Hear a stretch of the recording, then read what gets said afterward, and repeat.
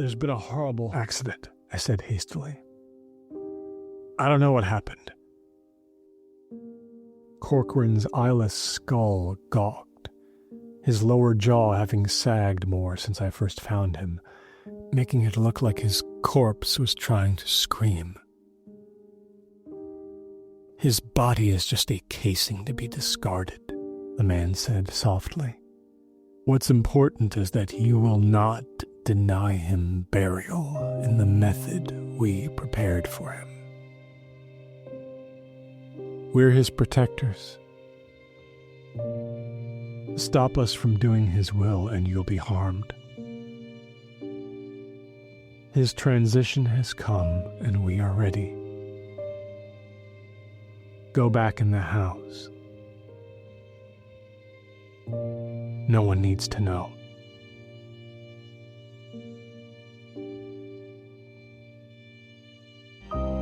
Knife Point Horror. Tales of supernatural suspense written, produced, and narrated by Soren Narnia. Now transmitting from Spectre Vision Radio, anywhere you hear podcasts. The following podcast has coarse language and subject matter that people might find scary. Listener discretion is advised.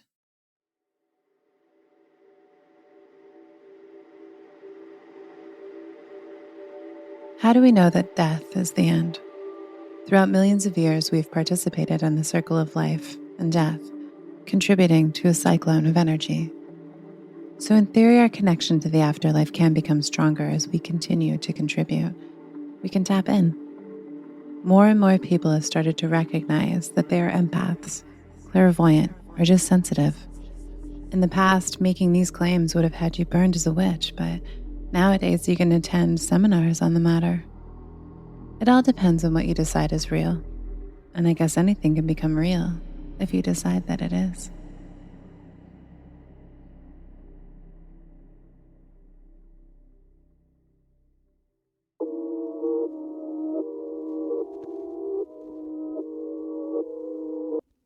Welcome to the world beyond the veil. This is Geist.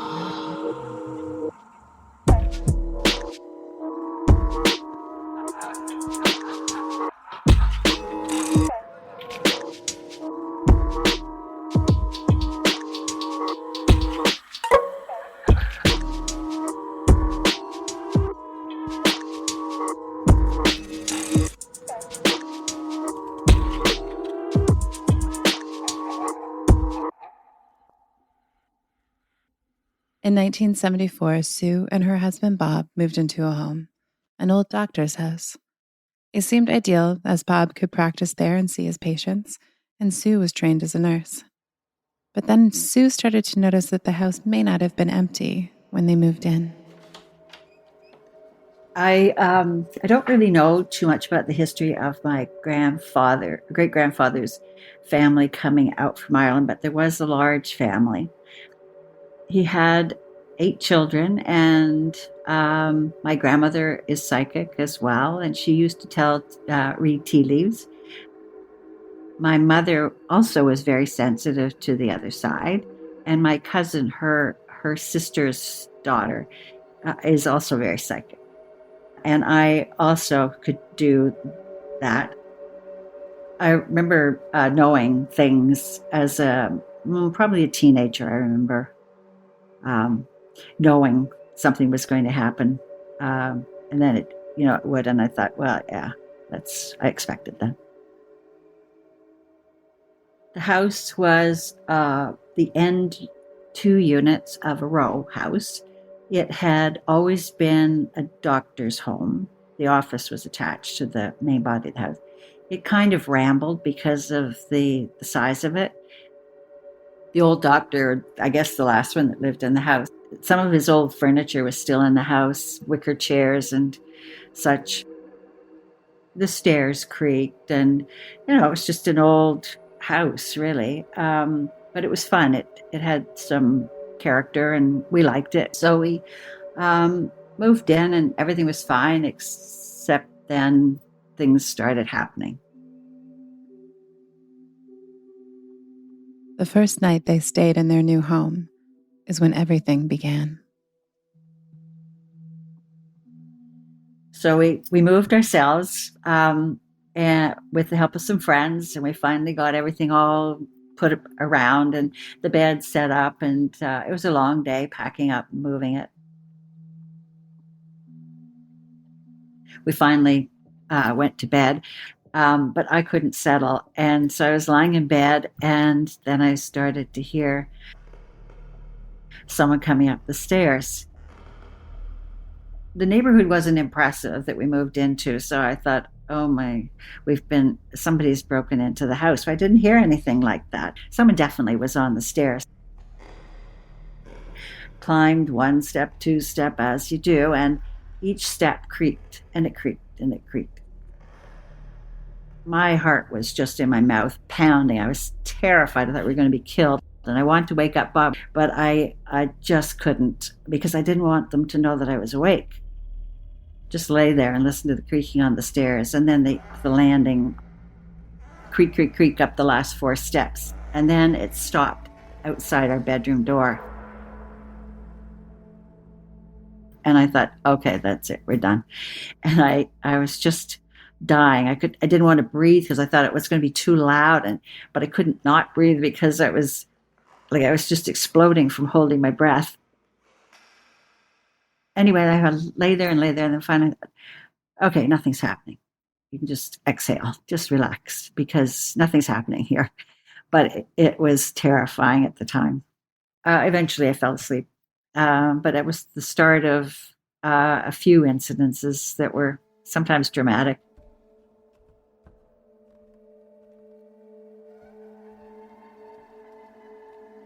Sue told her husband Bob in the morning about the footsteps that stopped at their bedroom door. He isn't sensitive to that kind of thing, so it was like, I think it was kind of a shrug off kind of thing. Some events were too weird to shrug off. We got a pup about a year into being there. Dogs are supposed to be sensitive to that type of thing and the dog did act strangely now and then. And at the time that the dog was doing that, I wasn't picking anything up, but I don't know, maybe the dog was picking something up.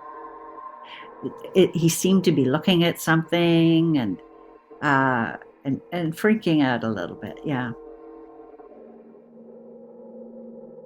The big thing, I think, one of the big things was the dog being let out. Well, we didn't realize the dog had been let out at all. And we didn't realize he was gone until we looked outside and he was out at the front. But we had an enclosure, so there's no way he could have gotten loose without the front door being opened, and out he went. But how'd he get out there? I didn't let him out. Well, I didn't let him out either, that kind of conversation. But he was out. Oh, he just came trotting back like nothing was wrong. But we were kind of scratching our head because couldn't figure out how he got out on the street because neither one of us had let him out. But then they had their first overnight guest. My old roommate came up to see our new house and the area that we were living in. The night, somebody visited her. And in the morning, she said to Bob, "Why were you in my room last night?" And he said, "I wasn't in your room last night." Well, she sort of paused, and then she was thinking, and then she said, "That's right, it wasn't you." He had on a 3-piece suit, a watch with a chain across the vest, and he had kind of dirty blonde hair. So my husband asked a patient the next day if she recalled what the doc looked like. She described the exact same man that Sandy had seen at the foot of her bed. So that's how we knew who it was then, who was in the house with us. Kind of interesting having a name on it. And it also, then we were looking more closely. We inherited all the books in the library that he had. And there were a lot of medical books, but one in particular had a study of some sort that he had done on obstetrics. So we knew that he was also an obstetrician in his training. As time went on, this was the house's normal. Sue felt the spirit of the doctor was used to her and Bob, and it caused the activity to settle down a little, until they were called out of town to a conference and had house sitters come to stay. Then it unsettled. We booked into a conference about maybe 2 years after we had bought the house.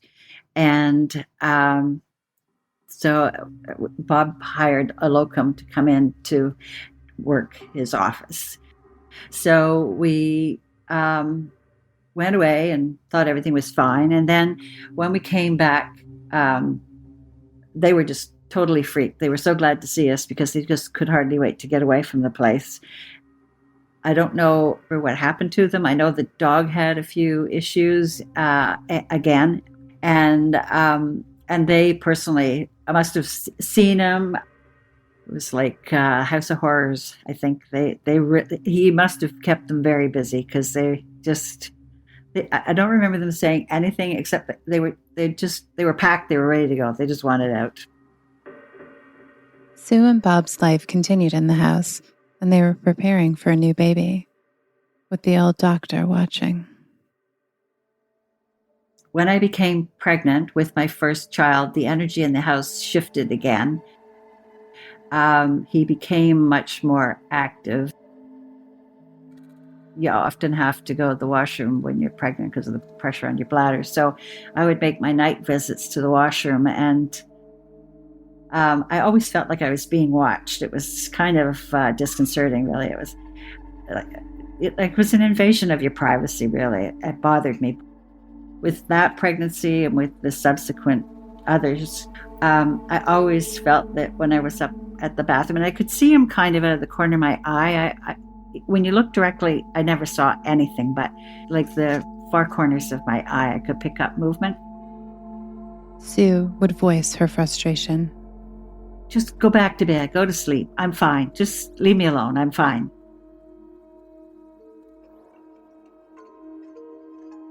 And I could feel that he had left when I said that, which was good, but he was just around, but it always felt like somebody was watching you.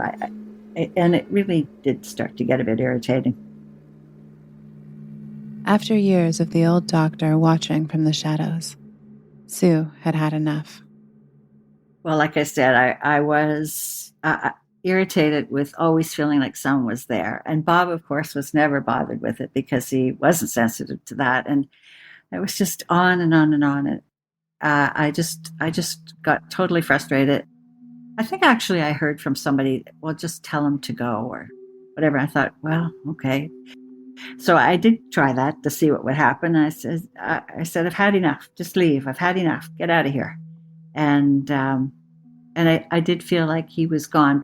By that time, it was getting up to close to the time that we sold. I just wanted out of there. So after years at the house, Sue, Bob, their now 3 kids, and their dog moved out, leaving the old doctor behind.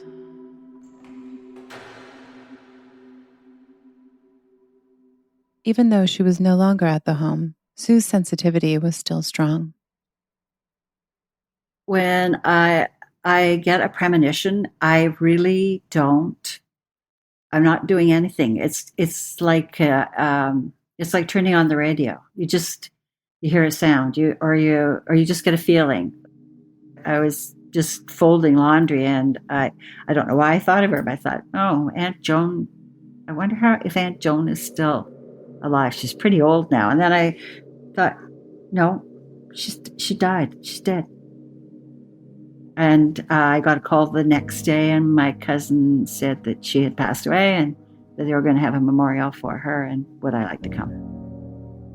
Her sensitivity became a support and helped her through one of the hardest things any mother would have to go through, the loss of her son, Cam.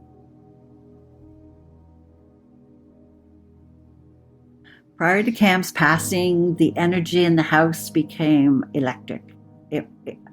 I was so wired, so nervous. I just felt so strongly that something bad was going to happen.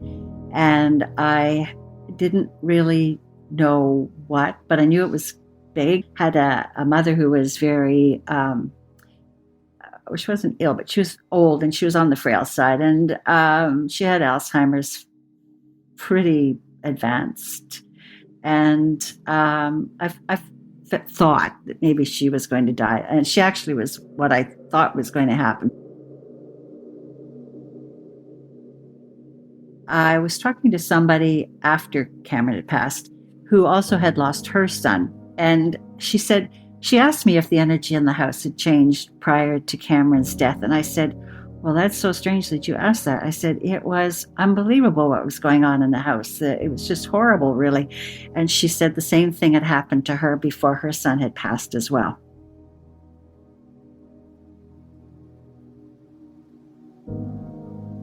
When we lost Cam, I wanted to talk to him so badly. So I tried to channel. Gathered you had to just sort of sit and just empty your brain, just totally zone out and, I don't know, find space, find something. But you had to not let any external thing bother you while you were trying to do it. While trying to contact her son, Sue had an unexpected visitor. Finally got quite relaxed, I guess. And when I was in this very relaxed state, a man came through. It wasn't Cam, but I thought, oh, well, I'll just talk to him. He was a little wee man, and he had a kind of a Roman nose. He had on a white shirt and brown pants. And he was talking to me, but the thing that struck me so strongly with looking at him was that his legs were strange. They were very short. He was short, but his legs there was something really wrong with his legs. I knew who he was. I guess he told me who he was. And of course, he was Scottish, so it was in this brogue. Jane's a good lass. She means well, you know. He stayed a while, and I kept looking at his strange little body.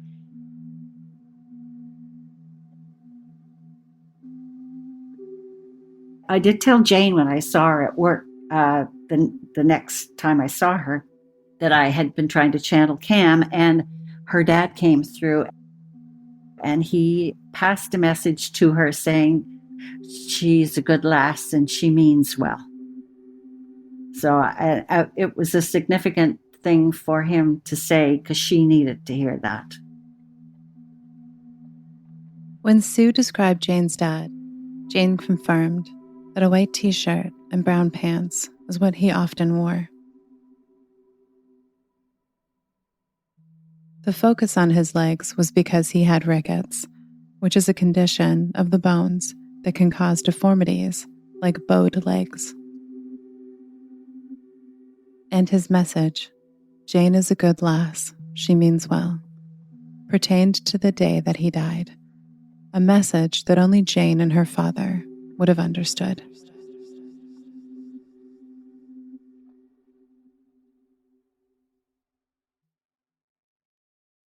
Sue then had a visitation from someone special when she needed them the most.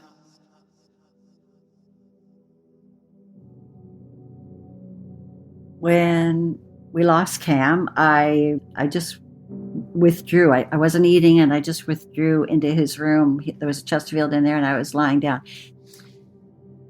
While I was lying on the Chesterfield in my son's bedroom, and I felt the warmth of a presence on top of me from head to toe, and also like a hand on my cheek.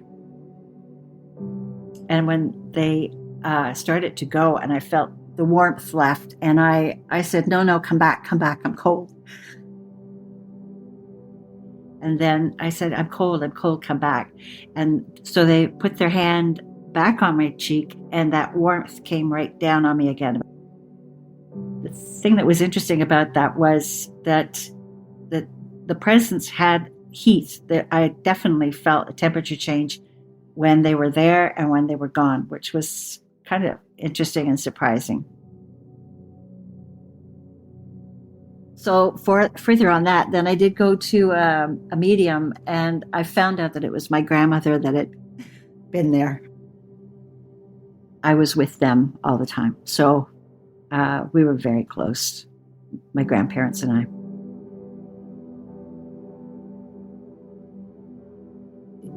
She was not given any information. She just kind of zoned, however she does it, I don't know. She just sort of settled herself. And then she told me so many things that she could only know if she had tapped into some other people that knew me. But she told me that it was my grandmother that was with me when Cam died. And she also told me that when Cam died, Bob's mother went to receive him. Oh, I do feel him sometimes. Like I'll say, he had the best hugs, big, warm, and he was a big guy. So when he hugged you, he kind of his arms and his chest and everything just sort of swallowed you up. And I really miss those big, beautiful hugs. And sometimes when I'm upset or whatever, I'll say, I need a hug, Cam. I really need a hug. And then I can sort of feel that he's there. And we used to blow kisses, and I can hear this. So it's nice.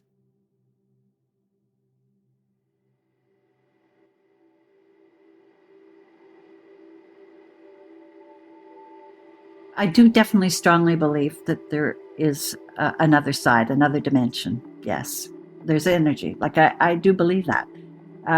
We used to go to church and believe in, the Christian faith, and I still do to some extent.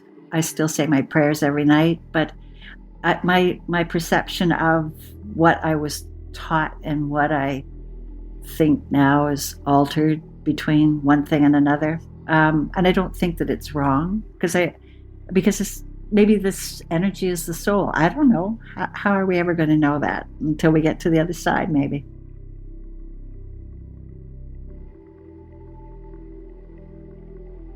A very special thanks to Sue Pollock for sharing her story. If you have a few minutes, please remember to subscribe and rate Geist on Apple Podcasts. It makes it easier for people to find us.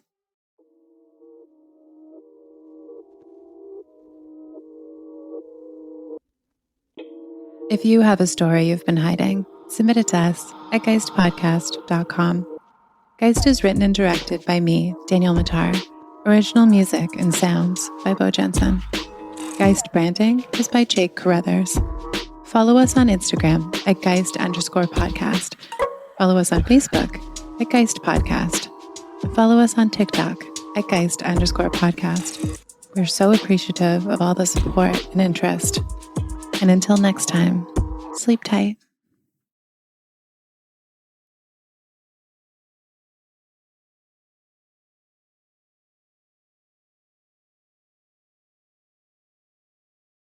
Now receiving frequency transmission.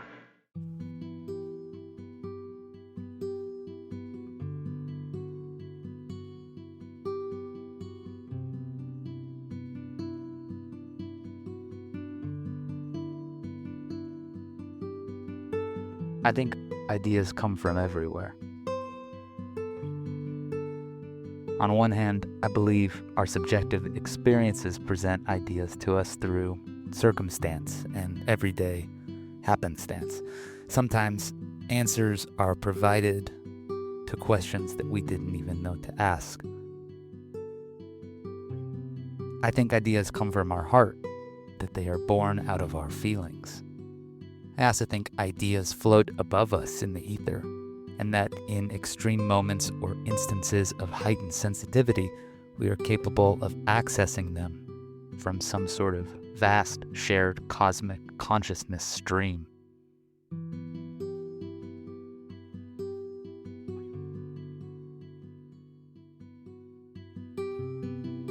Sometimes I suspect ideas are passed down from unseen higher intelligences, downloaded like Philip K. Dick's gleaming pink light.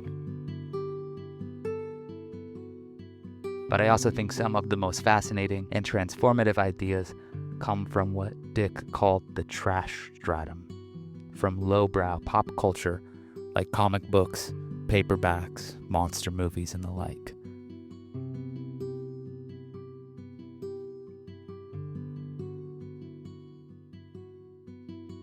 I think the universe is itself an idea, one that we shape together.